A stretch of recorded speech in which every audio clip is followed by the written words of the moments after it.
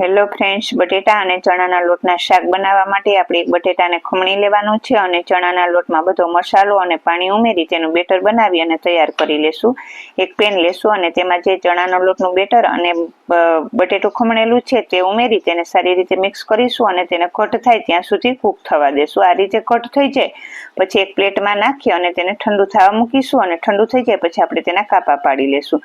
એક પેનમાં તેલ ગરમ મૂકીશું. તેલ ગરમ થઈ જાય એટલે એમાં બધા મસાલા ઉમેરીશું અને ડુંગળી, ટમેટું અને લસણ ઉમેરી તેને સારી રીતે મિક્સ કરી અને સરસ સોફ્ટ થાય ત્યાં સુધી થવા દેશું. પછી મિક્સર જારમાં ક્રશ કરી અને તેની પ્યુરી બનાવી લેશું.